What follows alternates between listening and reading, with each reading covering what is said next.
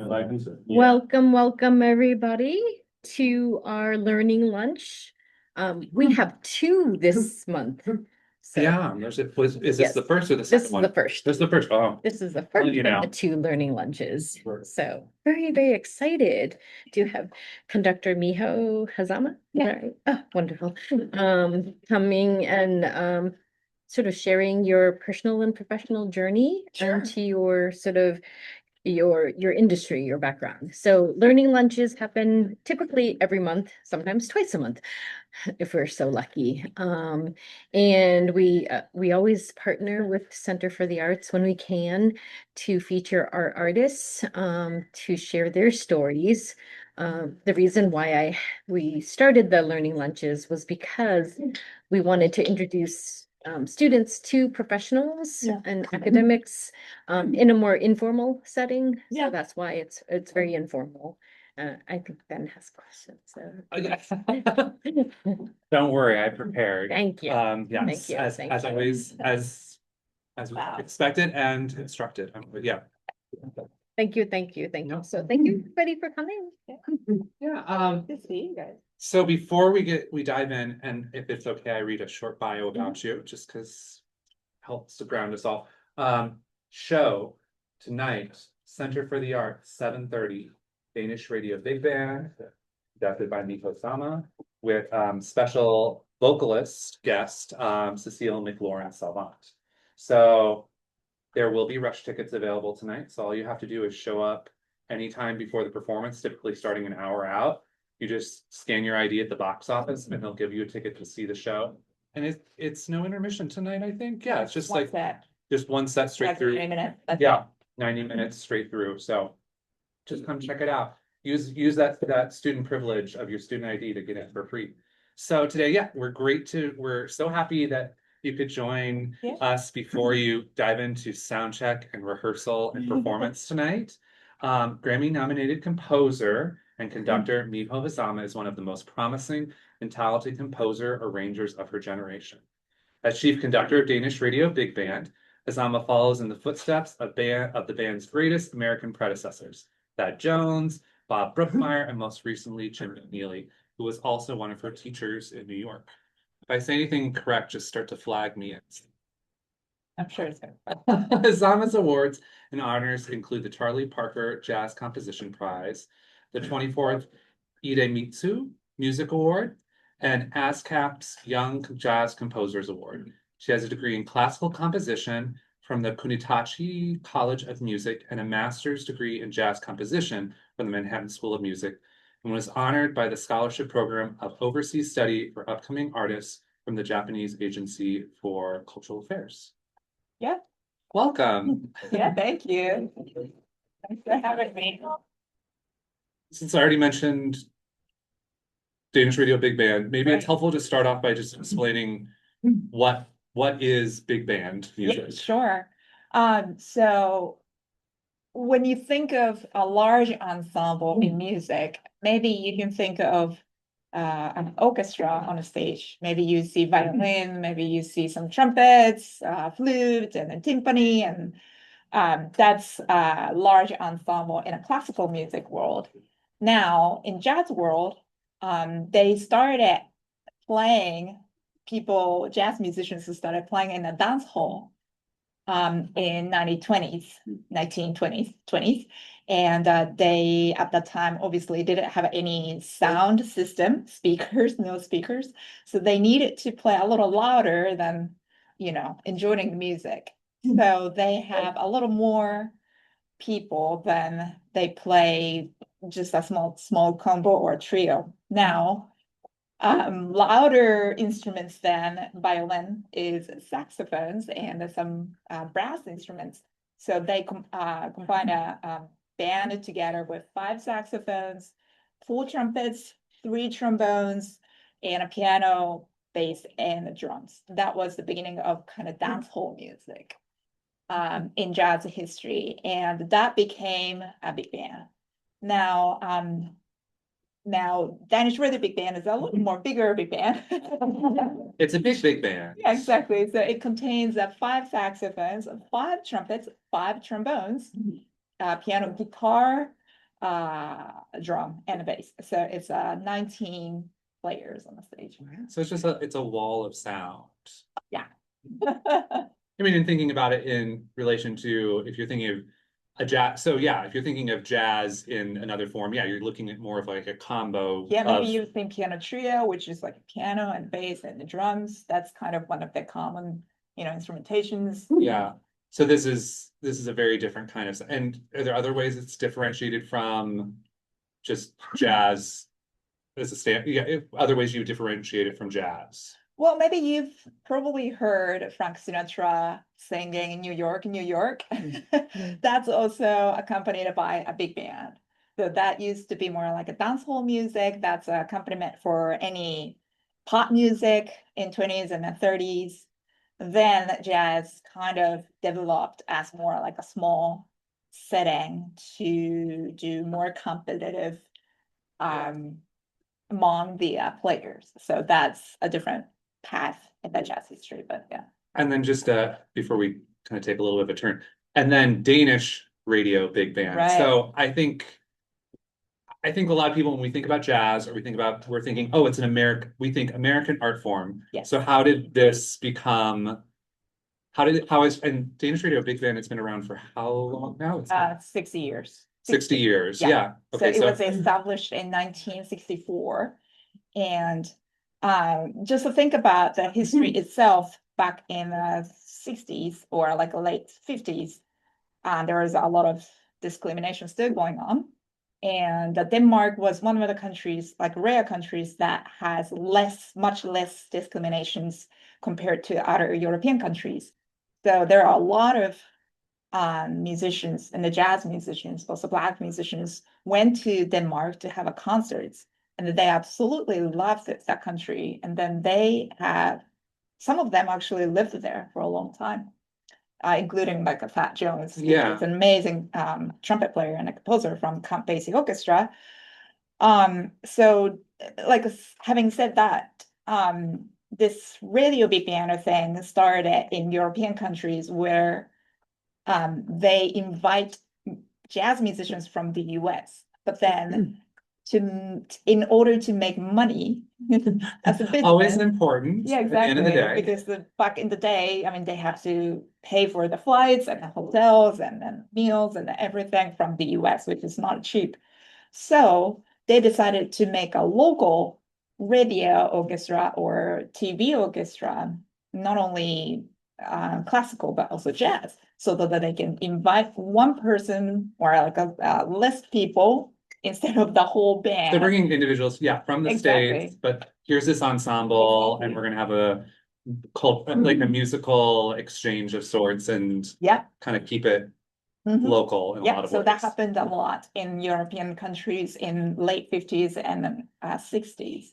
Now, not many of them existed. So we are basically only one radio big band in a Scandinavian country. There are like 2 or 3 in Germany still.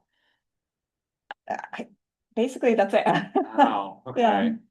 So now, and as we're going throughout this, please, if you have questions that are coming to your mind, just either speak up and interrupt, or, because we want to make sure we're answering things that are on your mind. So let's take a turn back now. You as a artist, performer, how did all this begin for you? How did you start your journey as a composer and conductor? Yeah. So I'm originally from Japan. And when I was a baby, I think my parents just saw me dancing to music like just forever. And I'm interestedly. And my parents just decided to take me to music lessons and ballet lessons. And that's how I started going to music school at age 3. And at age 5, I started playing piano, electric organ. And there's like a huge music school by Yamaha, which is also like a company. You'll see it on the side of the piano. Yamaha. It's Yamaha. Yeah. Yamaha also makes a lot of other things as well. Yeah. But yeah, piano as well. Yeah. One of them. So yeah, so Yamaha also has a huge music school. So I started learning electric organ and composing at age 7, technically. And I was in love with composing when I was really, really young, around the age 9, because all the teachers were so fun. And then I got so into this samurai TV drama show that has a symphonic music as a soundtrack. And I thought that was so cool that I was so into symphonic music. I got so into that music being a soundtrack of this samurai TV show. I was like, I want to compose something like this.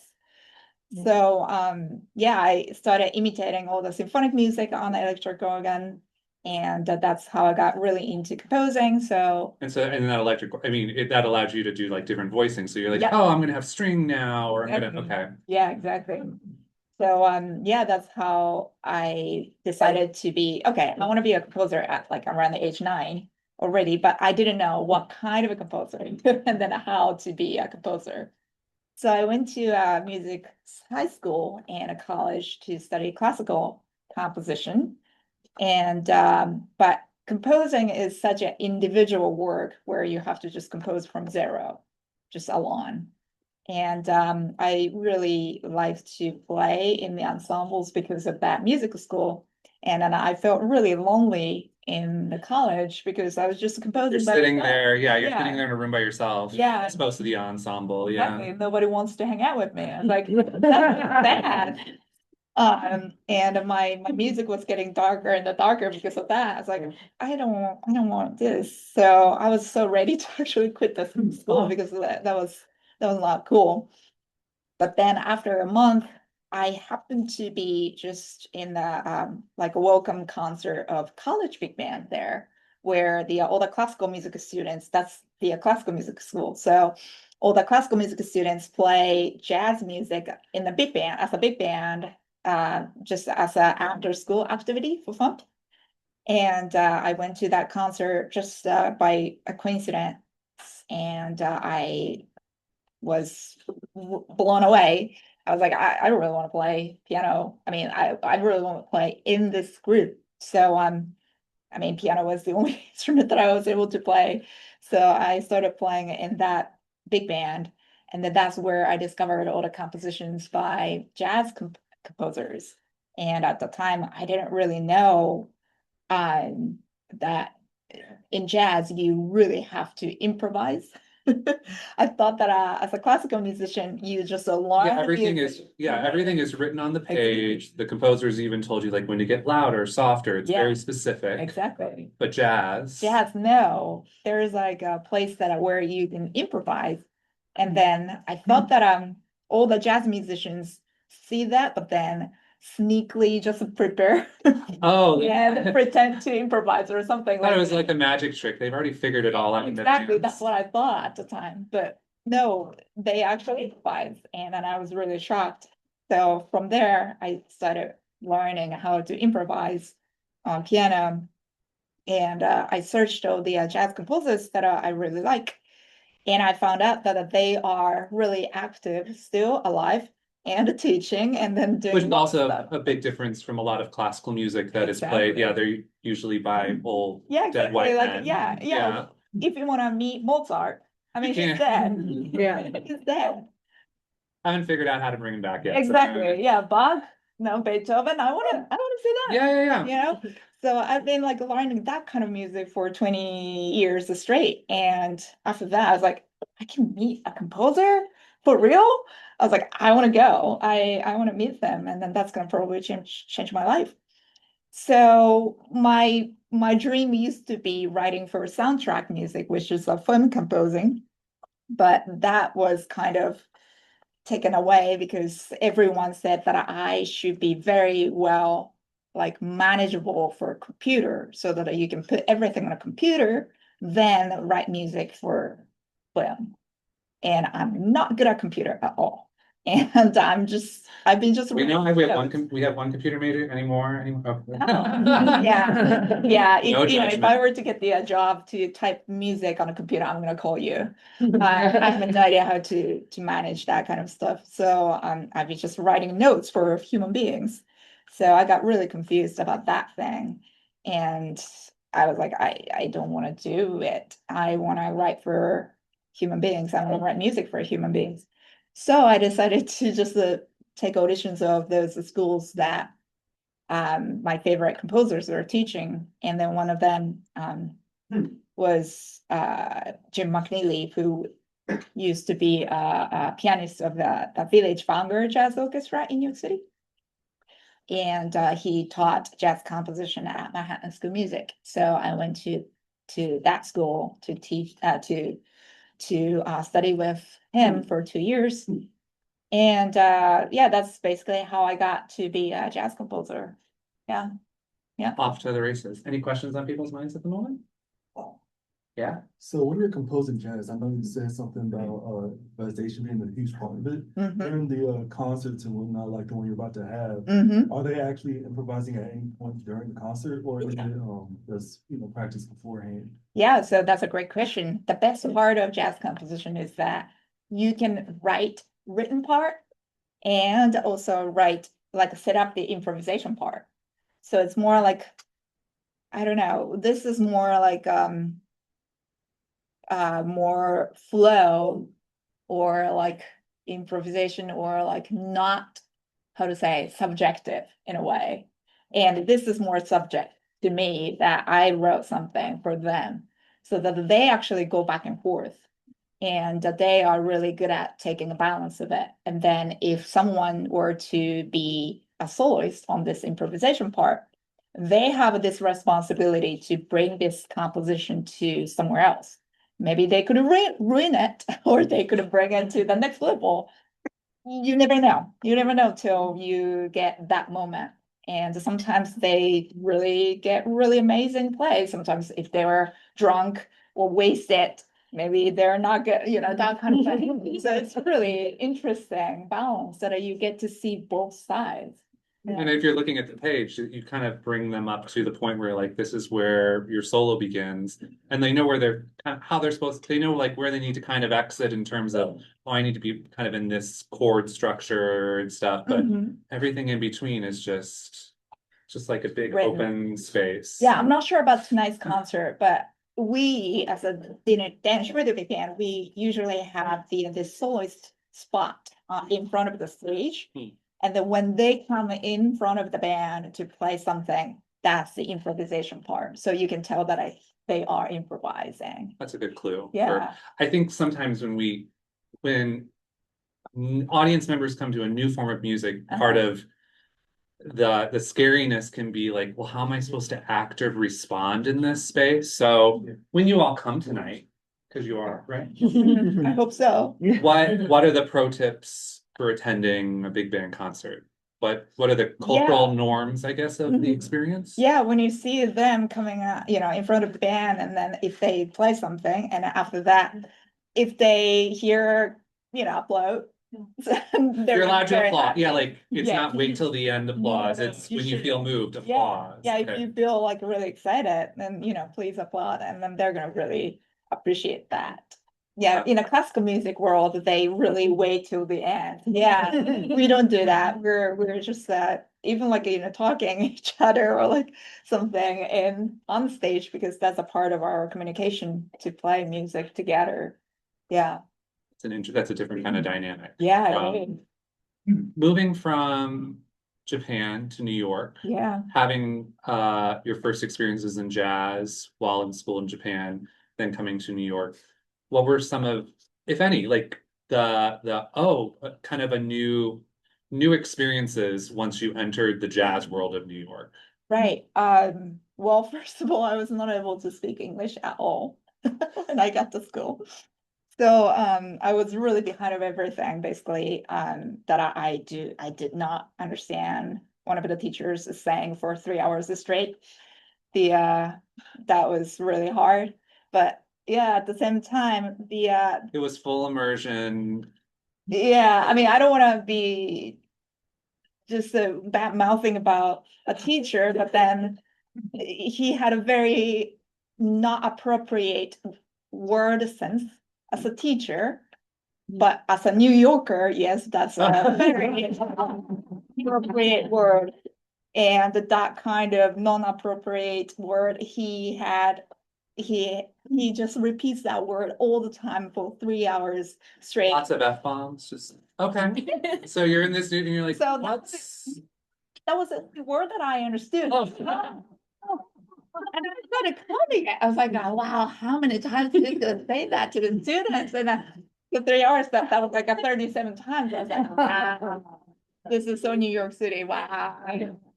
So yeah, that was it. But the good thing was that music is a, universal language. I mean, you don't speak English, but then you can understand music. So, and then my classmates were really amazing and very mature and very patient. So I was really lucky to communicate with them, and then also teachers through music that whenever I had no idea how to explain, I just sang like a da da da da da or da da da da da or something to just communicate, and then that worked. And then also, as a player, I think being a classical musician to a jazz musician is a big shift because you have to improvise right away instead of taking so much time to learn music or read music as a classical musician. But for me, as a composer, when you compose something, you have to take time anyways, no matter what kind of music you're composing. You can't really improvise to compose something. You really have to plan it and then structure, like come up with a structure and then like finally getting ideas together.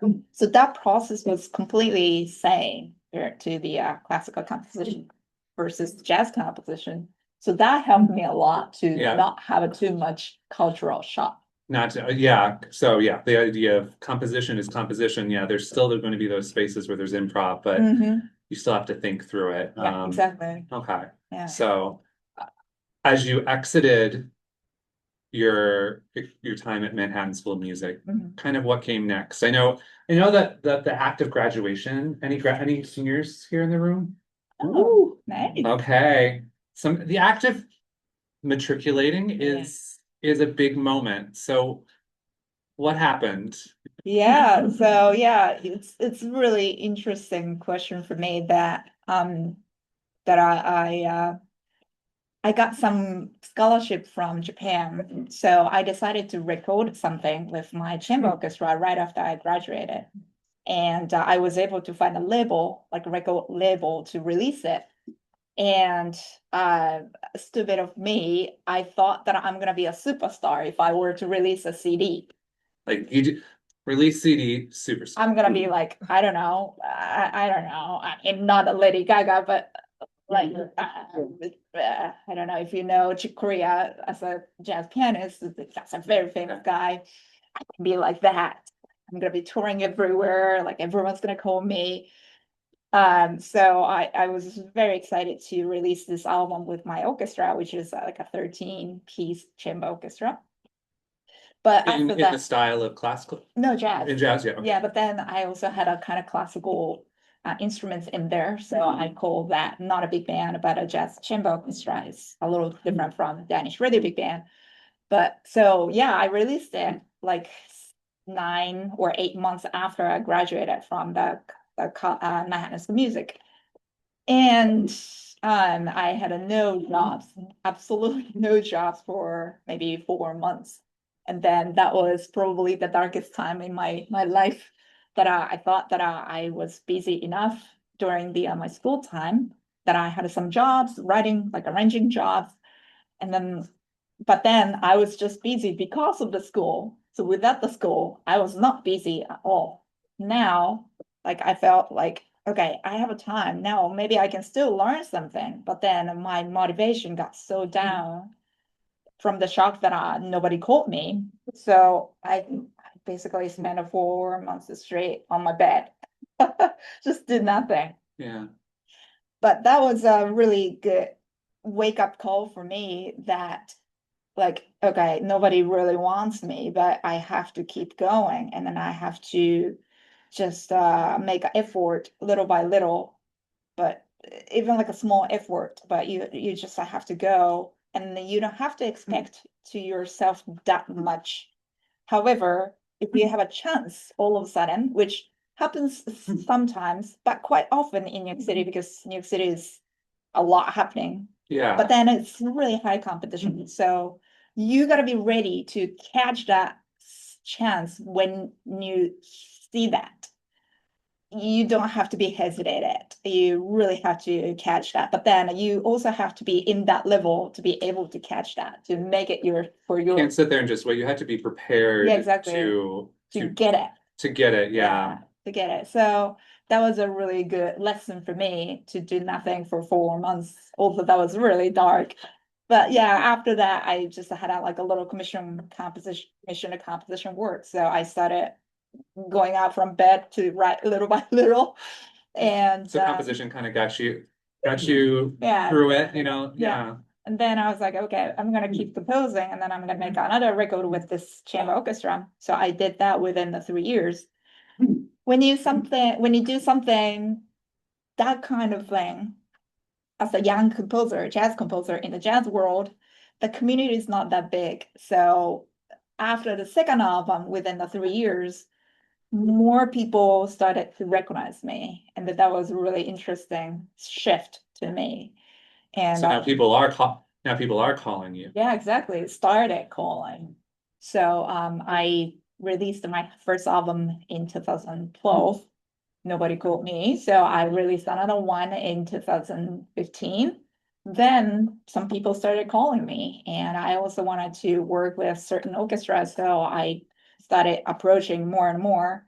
And then basically in 2017, that was kind of the turning point year where I started getting more calls from orchestras in European countries, and one of them was the Danish Radio Big Band.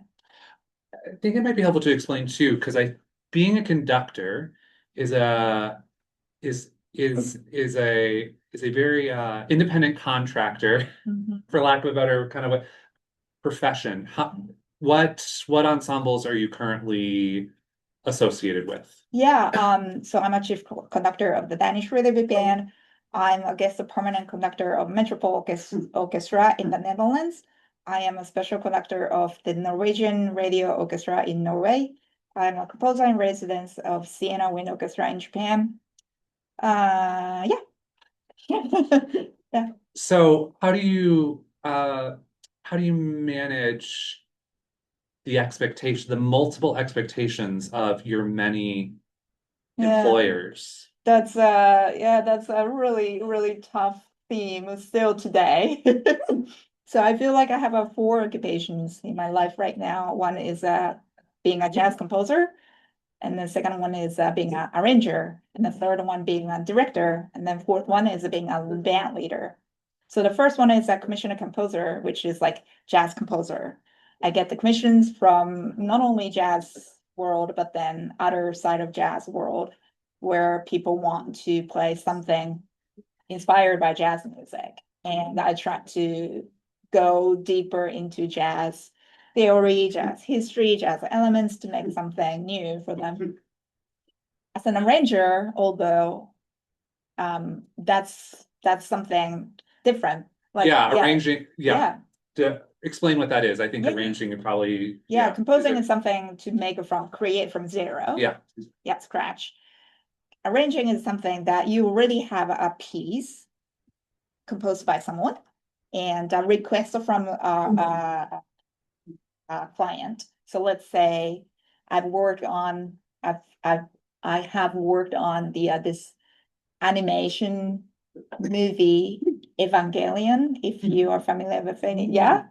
Okay, yeah, Evangelion. So that is not a jazz composition at all. But then No. yeah, it's a piece, and then there's a composer, and then he has a clear request for me to write orchestration or arrangement for this like big orchestra. So that thing is not only about the jazz, but then I try to work on as diverse, So they might come field. up with a composition that's just on piano or maybe just a couple instruments, and they come to you and say, now I want to have this so a group of orchestra, like 60 people could play Exactly. this. So you're figuring out, okay, this is what the violins can play and what the cello and the so it's the same thing, but Yeah.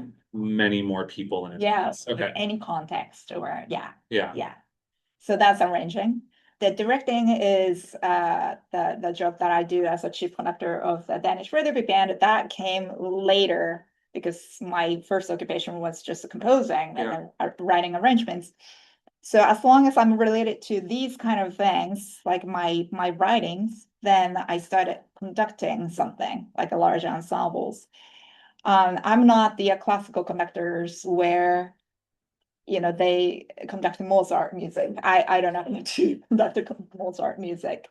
So I can't really do that, but I conduct sometimes orchestras and big bands to direct to the concert or like a produce a concert, something like that.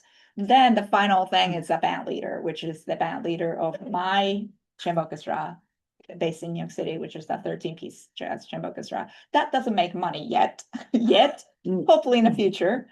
But that's just my thing that I really want to hang out with those, you know, 13, my favorite people to make my own music, sometimes recording, sometimes a gig, like playing performance. So that's that. And just trying to make a time to You keep yourself on task. Oh, I have no idea. You have to How do you be- do that? You have to be very, either, like, as an artist, you have to be self-driven and managed. Yeah, And or at different points in one's career, right, you have to bring in people who are going to help yeah, you manage that, so agents and yeah. assistants and yeah, such. which, yeah, I'm really privileged to have my supporting members, like a management stuffs around myself, but still I have to deal with some management stuff for myself. So I usually do emails in the morning because I absolutely hate emails. But that's something that Get out of the way. Yeah, exactly. I get away of that. And then like have a lunch, maybe take a nap so that I can enjoy a new day of creation. And When your press was like, why did you, I had to take a nap, I had to open up a new day. yeah, so I feel like, you know, my day is actually split into 2 days. One is like a dark emailing day, one is creation day. Yeah, and then I work on the arrangements. Arrangements is much easier because like you already have a music and a request. You just have to be a nice chef to cook the music. Now, being a composer is a little different because you really have to create from scratch that you can't really predict what's going to happen.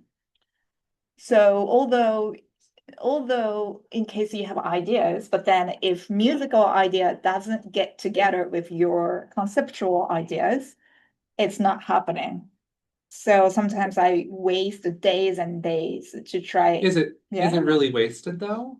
I mean, is it necessary? It's necessary. Necessary, I would love to say, but then sometimes I keep wasting days and days, and then like the deadline's like coming in 3 days, and then I still have a 0 notes on my book or something like that also happens. Yeah, So like this is also kind of time managing task where I keep like this 2 weeks blocked for this composition.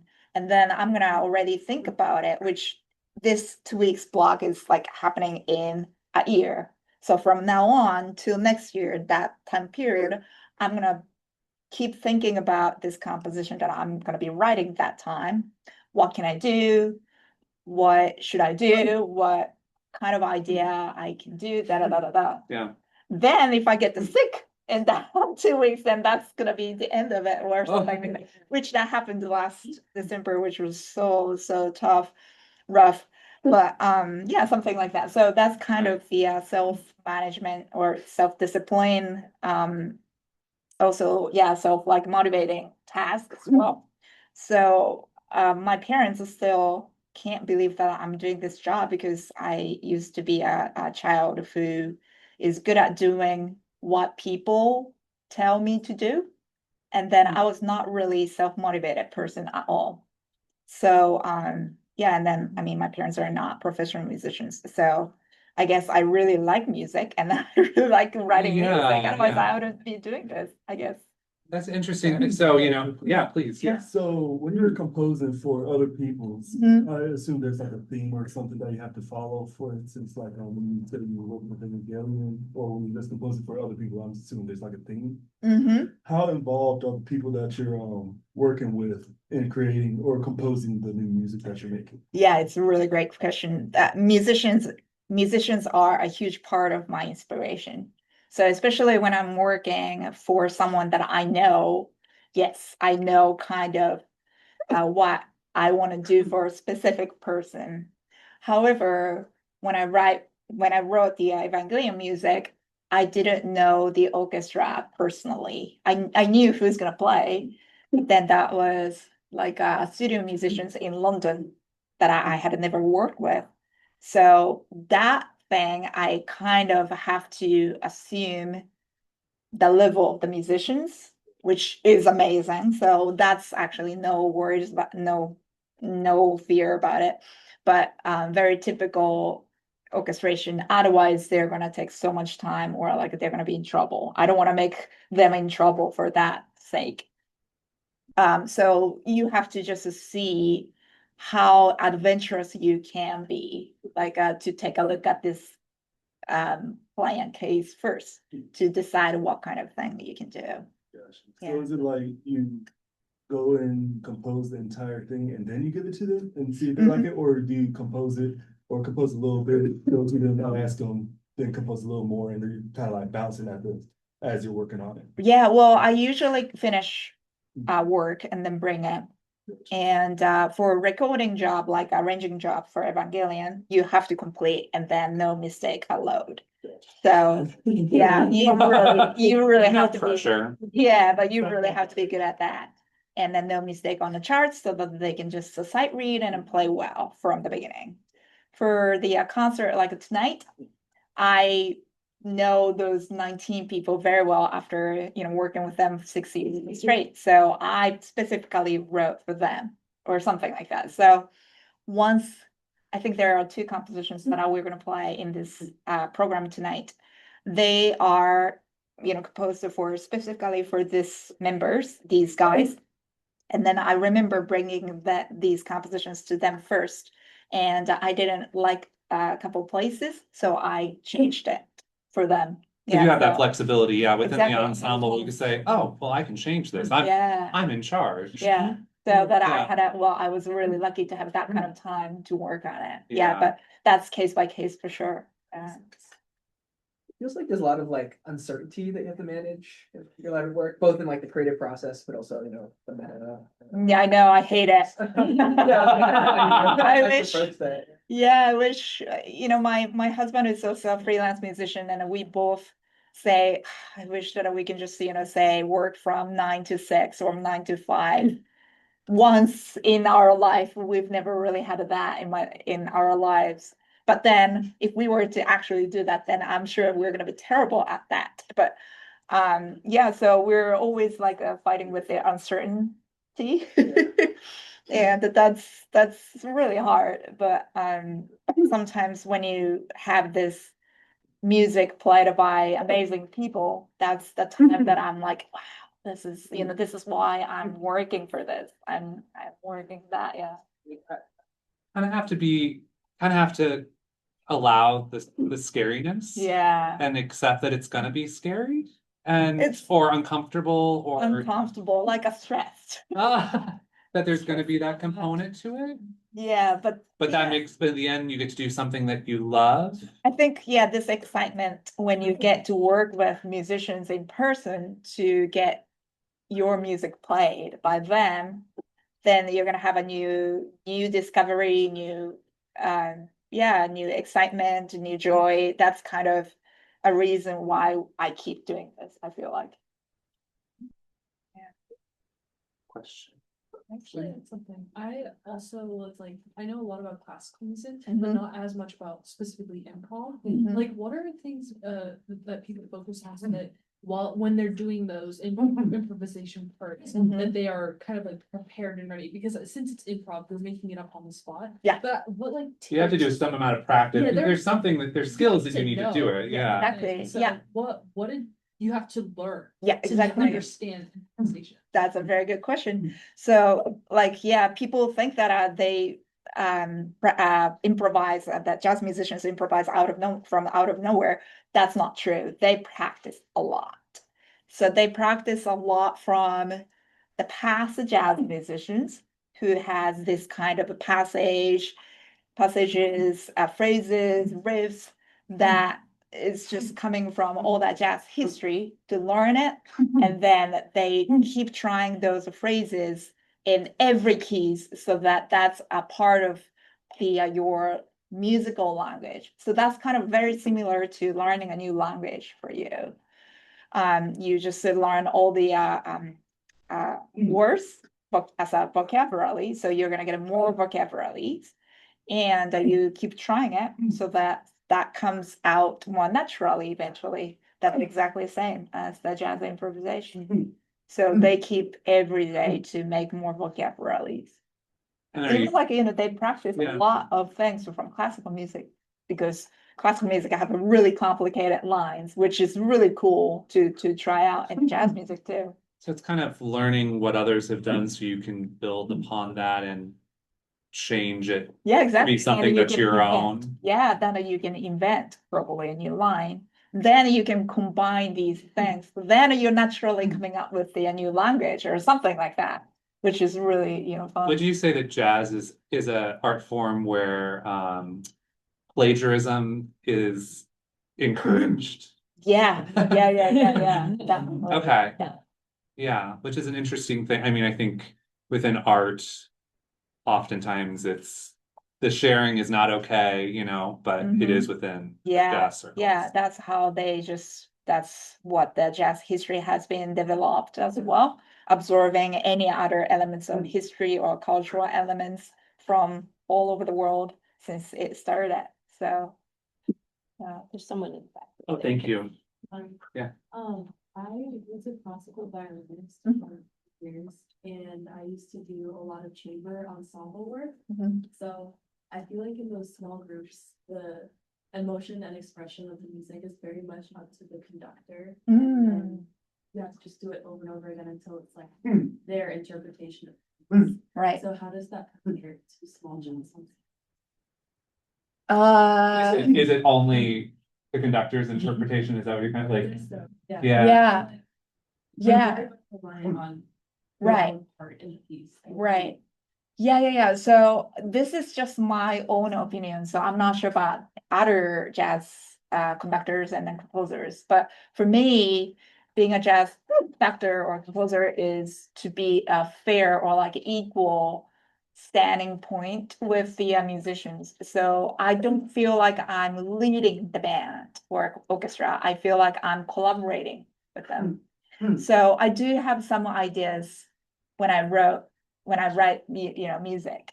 So I can share these ideas to them, but I don't want to force them to play like that. And then sometimes they have a much better idea than I do. So I kind of let them play first. Sometimes I share my idea of composition, like how I came up with this idea, what was the trigger to make me, compose this piece. But otherwise, I let them to work on their own inspiration coming out from the chart. And then if I don't like it, I'm gonna suggest, hey, maybe we can do this way, or like let's play softer, that kind of stuff. But sometimes they have their strong opinion saying that, hey, maybe we should do this way. And I'm open to it. So yeah, I feel like I'm one of the collaborators to make the music together. And, once the improvisation part starts, that's basically off my hand. It's just really like 90% depending on the soloist. And then others 8% or 9% on the hand of the rhythm section. So only 1% on my hand. Like when I finish, or like if they don't finish, then I'm like, yeah, let's go back and then play a little longer, that kind of stuff. So yeah, it's just a combination of that. Do you think that's true of is that method of being a leader, band leader, conductor, kind of like the standard in jazz, or is that different from how? I think so. I Okay. mean, when you see a video of Count Basie or Duke Ellington who made Take the A Train, if you know, the Duke Ellington band used to play that, and that was a big hit. Um, when you see these guys in the big band back in the 20s and 30s, they're playing piano and then they're leading it, but then they also wrote music for them. Those guys knew the band members, and then even like a Duke Ellington had a Billy Strayhorn who was a phenomenal composer to support Duke Ellington band. So I feel like they really trusted the musicians. They Yeah. knew the musicians, they trusted the musicians, and yeah, they knew how the musicians were gonna play their music. Yeah. Was that a difference from going from classical, from playing class? I think as I was listening to your question, I think about the stereotype of a classical conductor being. Yeah. Yeah, well, Did you so- notice that big difference shift? Was that another reason that you moved to jazz? No, it's really funny because I didn't have any conducting experience when I was studying classical music. So when I started conducting, I was already stating myself as a jazz composer. So whenever I work as a conductor, I always work as a perspective of being a jazz composer.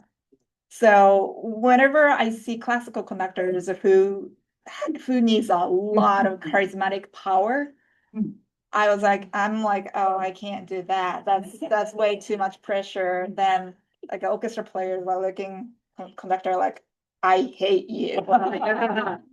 1 minute till intermission. It's like that's too scary for me.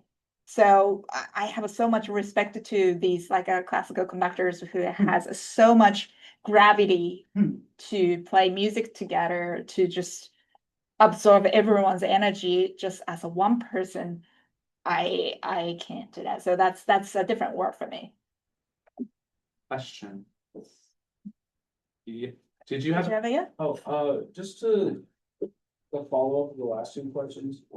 Is there anything that you think you as a composer that like makes you unique? Is there just anything that you think you personally do? What's your special sauce? I guess? But just this. I mean, just imagine. Okay, the Scandinavian people are tall and big, right? And then I look like a completely Japanese Asian, yes, and I'm female.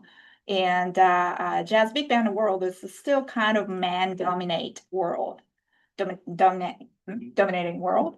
So when you just see like all the Vikings, Scandinavian Vikings in front of on the stage 19 the Vikings, one lady, and then me standing in front of that as a Asian female someone. It's really weird. So you feel like the audience already walks in like, oh, this is going to be different. It's unique enough. It's unique. And then Yeah, like if you're, going on. and if you listen to your compositions, Yeah. are there components that you think somebody would be like, oh, that's a Miho Hazama piece Yeah, that so they might hear? That helps a lot to just have a very unique, identity that I just had to come up with my identity that I can represent with my confidence. Otherwise, my classmate at MSM at my high school music was really, really high level, and that they already started working, and that they're like really amazing, American pianists, European jazz pianists, or like let's say, Black pianist who had a root from New Orleans. I don't have anything like that, unfortunately. So, I can't really state myself that hey, I'm from a jazz family. No way. So I had to be good at something, at least to work as a jazz musician. Otherwise, it's just that it looks weird. So yeah, but that's that. So yeah. Um, Yeah. sorry, was that something kind of that you see in like kind of jazz culture right now that you would like to see different in the future? Outside of like, the stereotypical like, oh, we need more women in the space, we need more diversity in the space, like yes, but like what is something else, like kind of countercultural opinion that you hold? You know, I think jazz world has been very man dominant for a long time. And then it's a good thing that they are more open to diverse race and then gender now. However, it's still man dominant. So it's really important for me to see the jazz education to be giving more chance to diverse race and gender. But then as a professional musician, I have to say that no race or gender matters to me. I have to work with good musicians. So whenever I have an audition for the orchestras that I work with, we always do an anonymous audition first, and we pick up anonymously. And So that means they're auditioning behind, Yeah, like a barrier or any- something you don't, any identity. yeah. So then, I mean, I have to be honest that we as a radio orchestra, we always get the pressure from a radio company itself to say, hey, you better have a better equality of the gender in your band. Where is a female candidate for this audition? We do look into it, but then if she's not good, I can't hire. I'm sorry, but I can't hire. Kind of So goes back to your first part. So the education, I mean, it's the chicken, the egg, and if you aren't Exactly. providing the basis for Mhm. all genders and individuals of different heritages to get the skills Yeah. to be able to come to that audition. Yeah, so And, it's gradually happening. I mean, it still probably needs a little more time, maybe 10 years. In 10 years, it's gonna be much better. In 20 years, I really hope that it's gonna be much better. But for now, we still need to just keep eyes on educational level to be more equal. I think it used to be a little more heavy on man in the jazz big band world. And I don't know why. But then like also playing in the brass instrument is a little physical too. As you can see now, Olympic Games are going on. It's all men's and women's game. But in music, it's just no that kind of category, unfortunately. So women also have to compete with men's in the same category to win the chair. Sometimes there are amazing trumpet player from female, world, which is really physical instrument. So it's very hard to play. So that's why there are more men that I understand. But now let's say writing. Yes, it doesn't have to be that physical. So there are many more women composers in the world now. Amazing. I love it. It's many more. It's actually really, really happening in the past 5 years. And then so is the conductor. Conductor is not that physical either. So I mean, yeah, compared to trumpet, it's nothing. So there are so many female conductors now, and which is amazing. So that's kind of the cooperation with the educational level, with the professional level. So then, having said that, though, when I'm hired, I have to make sure that I was hired because I was good. I don't want to be hired because I was a female, you know? So, or like Asian. That could happen really easily. And then I don't like that idea. So I really You're have not looking to be a token to an organization to hold up. Yeah, Yeah. exactly. So that the only thing that I should be really careful is to keep my level good. And I keep just telling my husband to say, hey, if you think that I'm going to the wrong path to not be good, just tell me. I really need to fix that. Otherwise, I'm going to be hired because of my gender, which I never want that to happen. Yeah. One more, yeah, one final question. Oh, sorry, if you guys are out of time. No, Oh. we're almost out of time. Almost out of time. Yeah, see? Like the opposite of your question, you're saying like what what you're hoping for to see in the future. I know you said you guys look at each other's works and kind of get inspiration from that in the past. So I know you're looking towards the past more. Is there anything you've looked on previously that you feel like you've lost and want to get back? In terms of what kind of, Like any Is cultural there, aspects? you guys are like cultural aspects of Mhm. jazz that you feel are being lost in the rage It's of the like new? transforming and everything. Yeah. right, So, that's a good question. Well, so yeah, I'm not really coming from the jazz family or jazz root, that I can't really say that as a, on behalf of that jazz history, but then jazz history started in New Orleans, where all the slaves had no idea no way to communicate each other. And then that started like tapping. And then tapping also collaborated with the slaves, people's blues singing. And then at the time, also ragtime piano was also happening. So those elements all got together in New Orleans, and then jazz started. Jazz happened. Jazz was born early 20th century. So that's basically what it is. So now that kind of thing, I don't have a root. So there are certain families and the people who has this role still now. Like let's say Wynton Marsalis is an amazing trumpet player and a composer who runs a big band, also a big band in New York City as well, but he's from a musical family in New Orleans. So he knows everything. He knows the feeling, root, everything. And then I think he has this responsibility to take care of that heritage. Now, jazz history is not that long. Like now thinking of it just only started in the beginning of 20th century. It's only like 120 years of history compared to 4,000 years, history of China. 120 years is really short. So American people really needs to take good care of this, because this is one of the few cultural elements that the only Americans came up with. So I understand that this is really important heritage to American cultural aspect. But at the same time, as a foreigner, I feel like learning this was really important. But then jazz is also a cultural element where you can absorb these kind of things to develop into a new thing. And then that's how the jazz history has been also developing.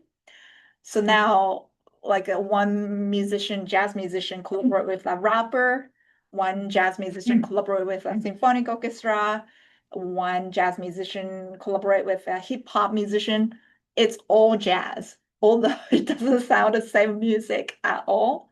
But that's how interesting this, jazz music is. And then it's really open-minded a category to me. And then it's almost kind of, you can't really categorize anymore, but that's how jazz is. And that's what I really like about this cultural element. So I feel like there's no like race or gender barrier for me to be a jazz musician, although I don't have that family root. So I'm really leaning on those people who has that kind of responsibility to take care of the heritage, so that I can go a little more explorer mode to go for the future. Does that make sense? Yeah. That's what Well, thank you so much. Yeah. Thank you all. Yeah. Again, tonight, 7:30.